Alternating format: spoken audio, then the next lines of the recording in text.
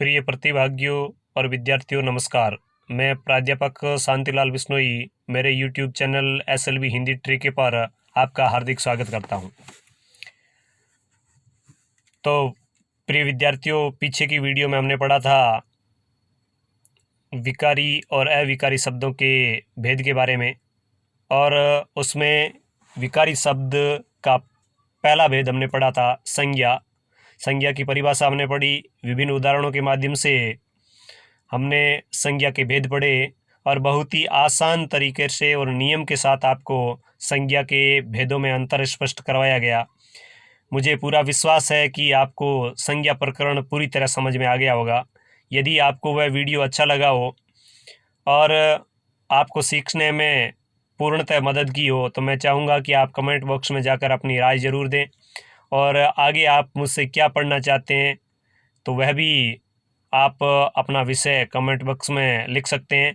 और मेरा अनुरोध रहेगा कि आप इस वीडियो को अधिक से अधिक लोगों तक पहुंचाएं और इस चैनल को सब्सक्राइब जरूर करें। तो आज हम पढ़ेंगे विकारी शब्द का ही भेद सर्वनाम के बारे में।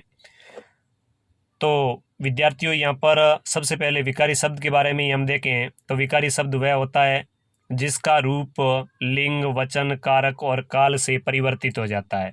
लिंग, वचन, कारक, काल, इनसे जिसका रूप परिवर्तित हो जाता है उसको हमने विकारी शब्द कहा था। आज हम पढ़ रहे हैं सर्वनाम शब्द। सर्वनाम शब्द का अर्थ ही क्या होता है? सबका नाम ही सर्वनाम है। कहने का आशय यह है कि संज्ञा के स्थान पर प्रयुक्त होने वाले शब्द ही सर्वनाम होते हैं। यह हम शुरुआती क्लासों से ये परिभाषा पढ़ रहे हैं, लेकिन यहाँ पर आप संज्ञा और सर्वनाम को लेकर कंफ्यूज होते होंगे, क्योंकि सभी का नाम ही संज्ञा होता है और हम यहाँ पे कह रहे हैं कि सबका नाम ही सर्वनाम होता है।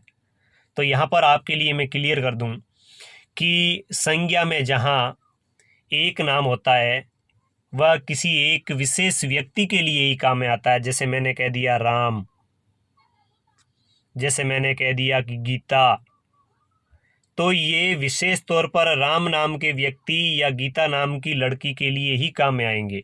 लेकिन इसी स्थान पर मैं राम के लिए प्रयुक्त कर रहा हूँ शब्द मैं, तो वह मैं शब्द सबका नाम है। वह राम का भी नाम है, वह गीता का भी नाम है। गीता भी कह सकती है मैं, राम भी कह सकता है मैं। तो सबका जो नाम है, सभी के लिए जो शब्द आता है वह संज्ञा के स्थान पर आने वाला शब्द क्या कहलाता है? सर्वनाम। अब सर्वनाम में जैसे मैं, वह, तुम, जो, वही, आप, अपना, ये सभी शब्द संज्ञा के स्थान पर आएंगे और इसलिए क्या कहलाएंगे? सर्वनाम।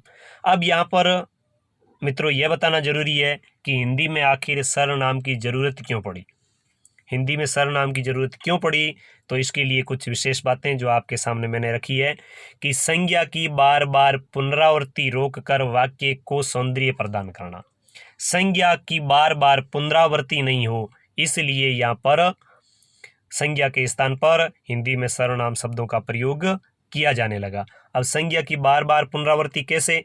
जैसे मैं कहूँ कि राम एक होनहार लड़का है, राम के पिता का नाम ये है, राम उस शहर का रहने वाला है, राम के इतने मित्र हैं, राम इस प्रकार का सब्जेक्ट पढ़ना पसंद करता है। तो मैंने जहाँ जहाँ बार बार राम शब्द का प्रयोग किया तो इससे वो एक वाक्य उबाऊ बन गया, और उसी को मैं इस प्रकार प्रयोग करता कि राम एक होनहार लड़का है, उसके पिता का नाम ये है, वह उस शहर में रहता है, तो उसके, वह, ये जो शब्द आए वो संज्ञा के स्थान पर आए और इसलिए वो सर्वनाम कहलाए और उससे वाक्य का क्या हो गया? सौंदर्य बढ़ गया।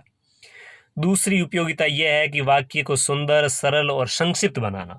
जैसे हम संक्षिप्त बनाने की बात कैसे करें, सरल बनाने की बात कैसे करें, सुंदर बताने की बात कैसे करें। जैसे मैंने कह दिया कि अजय लोह पुरुष सरदार वल्लभ भाई पटेल भारत के महान नेता थे।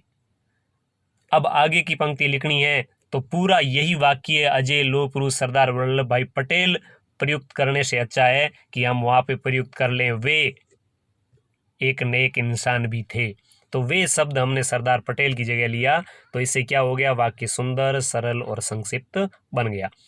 तीसरी उपयोगिता यह है कि सर्वनाम के प्रयोग से वाक्य में पुनरुक्ति दोष नहीं आता। वाक्य में क्या नहीं आता? पुनरुक्ति दोष। हमने काव्य शास्त्र में पढ़ा है कि बार बार किसी पंक्ति का आना, बार बार किसी उक्ति का आना पुनरुक्ति दोष कहलाता है। चौथी उपयोगिता यह है कि यह दूरी, निकट, आदर, अनादर, निश्चय, अनिश्चय की स्थिति का भी हमें लगातार बोध कराता है। अब शंका ये बनी रहती है कि हिंदी में सर्वनामों की कुल संख्या होती कितनी है? तो पूछा जाता है, हम तुरंत बता देते हैं कि हिंदी में 6 सर्वनाम होते हैं। तो प्रिय विद्यार्थियों, यहाँ पर आप इस नोट शीर्षक को देखें कि हिंदी में मूल रूप से सर्वनाम की संख्या कुल होती है 11। यानी सर्वनाम शब्द होते हैं वो हिंदी में कुल कितने होते हैं? 11। और वो इस प्रकार है: मैं, तू, आप, यह, वह, कोई, कुछ, क्या, कौन, जो और सो। इनको अब भेद की दृष्टि से बांट दिया गया है और प्रयोग के आधार पर सर्वनाम के भेद होते हैं, वो होते हैं 6। अब वो 6 भेद कौन कौन से हैं यहाँ पे देखिए। पहला भेद है पुरुषवाचक सर्वनाम। किसी व्यक्ति के लिए आए, चाहे वक्ता, चाहे श्रोता, चाहे अन्य, तो वो पुरुषवाचक। निश्चित वस्तु के लिए आए, निश्चयवाचक। कुछ निश्चय न किया जाए, अनिश्चय की स्थिति बनी रहे, तो अनिश्चयवाचक। चौथा भेद है जो 2 संज्ञा व सर्वनाम में संबंध बताए, तो वह संबंधवाचक। प्रश्न जहाँ पर किया जाए और उत्तर मिलने पर ही उस वाक्य की पूर्णाहुति हो, तो वह प्रश्नवाचक। और चाहे वक्ता है, चाहे श्रोता है, चाहे अन्य है, उसमें यदि निजत्व की बात होती है, खुद की बात होती है, तो वह होता है निजवाचक सर्वनाम। और पुरुषवाचक सर्वनाम है उसमें जिस प्रकार अपने संस्कृत में पढ़ते हैं कि प्रथम पुरुष, मध्यम पुरुष और उत्तम पुरुष, ठीक हिंदी में वैसा ही है, लेकिन हिंदी में प्रथम पुरुष पहले जो खुद के लिए आता है, मध्यम पुरुष किसी दूसरे के लिए आता है जो श्रोता होता है उसके लिए, और अन्य पुरुष किसी तीसरे व्यक्ति के लिए आता है। तो आइए हम पढ़ते हैं इनके भेद। तो मित्रों, यहाँ पर मैं संक्षिप्त में आपको सारगर्भित जानकारी दूंगा, ये ज़्यादा वीडियो लंबा न हो। पहला भेद पढ़ते हैं अपन पुरुषवाचक सर्वनाम। पुरुषवाचक सर्वनाम क्या है कि वे सर्वनाम शब्द जिसका प्रयोग वक्ता अपने व दूसरों के लिए करता है। यानी कहने का आशय यह है कि सभी व्यक्तियों के लिए जो शब्द प्रयुक्त होते हैं उनको क्या कहते हैं? सर्वनाम। चाहे वह वक्ता हो, चाहे वह श्रोता हो, या कोई अन्य हो। और पुरुषवाचक सर्वनाम के 3 भेद होते हैं, जैसा कि मैंने ऊपर बताया: उत्तम पुरुषवाचक सर्वनाम, मध्यम पुरुषवाचक सर्वनाम और अन्य पुरुषवाचक सर्वनाम। जैसे मैं और हम उत्तम पुरुष में आ गए, तू, तुम और आप मध्यम पुरुष में आ गए, वह, वे, आप, ये और ये अन्य पुरुष में आ गए।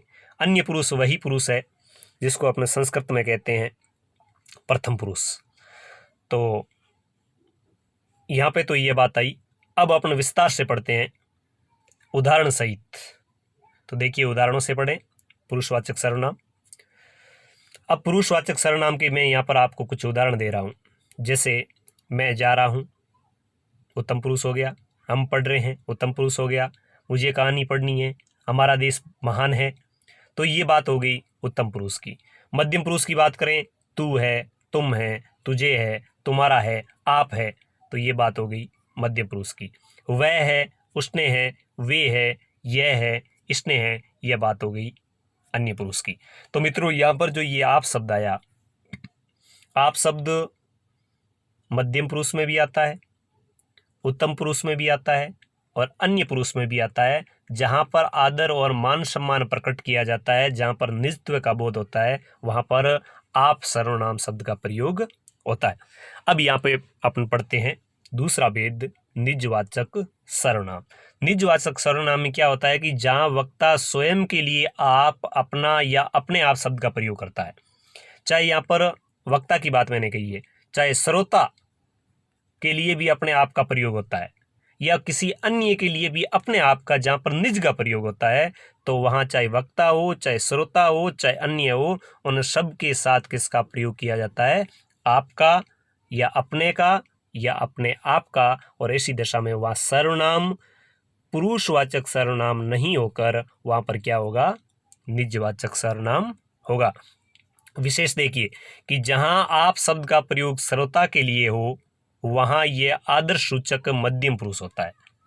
जैसे कोई कह दे कि आप आइए, तो वहाँ पर श्रोता एक वचन है और हमने वक्ता ने कहा है कि आप आइए, तो जहां आप शब्द का प्रयोग श्रोता के लिए करें, कौन, वक्ता, तो वहां पर आदर सूचक होने के कारण ये मध्यम पुरुष होता है। लेकिन जहां आप शब्द का प्रयोग अपने लिए हो कि यह काम मैं अपने आप कर लूँगा, तो वहां पर होता है निजवाचक सर्वनाम। विशेष गौर कीजिए, बहुत ही महत्वपूर्ण प्रसंग है कि जहां पर वक्ता श्रोता के लिए आप शब्द का प्रयोग करता है आदर सूचक के अर्थ में, आदर के अर्थ में, तो उस आप शब्द में होता है, उस आप शब्द के साथ मध्यम पुरुष होगा। लेकिन जब वक्ता स्वयं के लिए आप शब्द का प्रयोग करता है तो वहां पर होगा निजवाचक सर्वनाम। उदाहरण देख लीजिए। उदाहरण, रमेश अपने मित्र के साथ गया। रमेश अपने मित्र के साथ गया। किसके साथ गया? अपने मित्र के साथ। तो रमेश अपने मित्र के साथ गया है, यह मित्र किसके लिए शब्द आया है? अपना शब्द किसके लिए आया है? रमेश के लिए आया है। तो यहाँ पर अपने शब्द है, इसमें सर्वनाम कौन सा है? निजवाचक। गीता अपनी सहेली से बड़ी है, ये अपने शब्द है, ये किसी अन्य के लिए आ रहे हैं, ये श्रोता के लिए, वक्ता के लिए नहीं आ रहे। तो यहाँ पर अपनी शब्द क्या है? निजवाचक। श्याम ने अपना घर बेच दिया। श्याम ने घर किसका बेचा? अपना। तो उसमें इन तीनों वाक्यों में रमेश, गीता, श्याम, इनके निजत्व का बोध हो रहा है, इनके अपने आप के बारे में बताया जा रहा है, इसलिए यहाँ पर निजवाचक सर्वनाम है। तीसरा भेद हम पढ़े, निश्चयवाचक सर्वनाम। और निश्चयवाचक सर्वनाम को दूसरा नाम है संकेतवाचक सर्वनाम, क्योंकि इस सर्वनाम से हमें पता चलता है निश्चित वस्तु के बारे में। जैसे मैं कहूँ यह पुस्तक, तो ये निश्चय भी है और मैं संकेत भी कर रहा हूँ। तो परिभाषा यह है कि जिस सर्वनाम शब्द से निकटवर्ती या दूरवर्ती किसी निश्चित वस्तु का ज्ञान हो, तो वहाँ पर होगा निश्चयवाचक। जैसे यह पुस्तक मेरी है, वह सड़क पर कौन है, वह काम करो, ये पुस्तकें पुरानी हैं। तो यहाँ पर यह, वह, ये निश्चित कर रहे हैं, ये संकेत कर रहे हैं, इसलिए यह है निश्चयवाचक। ठीक इसका उल्टा देखिए, अनिश्चयवाचक सर्वनाम। जिस सर्वनाम से किसी वस्तु का निश्चित ज्ञान न हो, यानी अनिश्चितता बनी रहे, क्या है क्या नहीं है, संशय की स्थिति हो, तो वहां पर होगा अनिश्चयवाचक सर्वनाम। जैसे देखिए, कोई गीत गा रहा है, उसे कुछ तो दे दो। तो यहाँ पर कोई और कुछ, इन शब्दों से पता नहीं लग रहा है कि कौन गा रहा है या क्या दिया जा रहा है। तो यहाँ पर इन शब्दों से अनिश्चय की स्थिति बनी हुई है, इसलिए कोई और कुछ ये शब्द है, ये अनिश्चयवाचक सर्वनाम है। पांचवा भेद देखिए, प्रश्नवाचक सर्वनाम। और प्रश्नवाचक सर्वनाम में क्या होता है कि इसमें वक्ता द्वारा कोई प्रश्न किया जाता है और प्रत्युत्तर में उत्तर मिलने की पूरी प्रबल संभावना होती है। तो वहां पर जो शब्द प्रयुक्त होगा, जो सर्वनाम शब्द होगा, वो होगा प्रश्नवाचक सर्वनाम। जैसे कह दिया कि बार कौन आया है, दिल्ली से क्या लाए हो, राम कहाँ गया है। तो यहाँ पर कौन, क्या और कहाँ, ये अपने आप में प्रश्न किए जा रहे हैं और इनके आंसर मिलने की प्रतीक्षा की जा रही है, इसलिए ये होंगे प्रश्नवाचक सर्वनाम। चलिए हम चलते हैं छठे भेद के बारे में आगे। और छठा इसका भेद है, वो है संबंधवाचक सर्वनाम। संबंधवाचक सर्वनाम क्या है मित्रों? देखिए कि जिस सर्वनाम शब्द से क्या होता है कि वाक्य में किसी अन्य संज्ञा या सर्वनाम का संबंध बोध हो। जिस सर्वनाम शब्द से वाक्य में किसी अन्य सर्वनाम या संज्ञा के साथ उसका संबंध बोध हो, उसे कहते हैं संबंधवाचक सर्वनाम। जैसे इसके वाचक के तौर पर शब्द क्या आते हैं? जो, वह, जिसकी, उसकी, सो, जैसा, वैसा, जैसी, वैसी। उदाहरण देखिए, मैं वही करूँगा जो तुम कहोगे। तो यह वाक्य के साथ मैं शब्द है और तुम शब्द है, इसका एक तरीके से संबंध जोड़ा जा रहा है कि तुम जो कहोगे मैं वही करूँगा। तो जो शब्द है वो क्या है? संबंधवाचक सर्वनाम, जो सर्वनाम या संज्ञा शब्द के साथ संबंध बता रहा है। जो पढ़ता है वह अवश्य उत्तीर्ण होता है। यह वही मकान है जो राम ने खरीदा है। और जैसी करनी, तैसी पार उतरनी। तो इन शब्दों से पता लग रहा है कि ये एक संज्ञा या सर्वनाम के साथ किसी न किसी प्रकार का संबंध बता रहे हैं। इसलिए ये जो भी शब्द आए, ये जो भी शब्द थे, ये क्या थे? संबंधवाचक सर्वनाम। अब चलिए चलते हैं कि 6 अपने भेद पूरे होने के बाद मैं कुछ विशेष बातें आपको बता दूं, ताकि जब भी आप कोई प्रश्न क्लियर करें तो आपको किसी प्रकार की कोई शंका नहीं हो। तो मैंने कुछ विशेष बातें भी यहाँ पे रखी है आपके लिए। तो वो ये है कि सर्वनाम का विशेष प्रयोग कब, कहाँ और कैसी परिस्थिति में होता है। तो देखिए, पहली बात यह है कि आप, वे, ये, हम, तुम, ये जो शब्द है वो सदैव क्या है? बहुवचन है।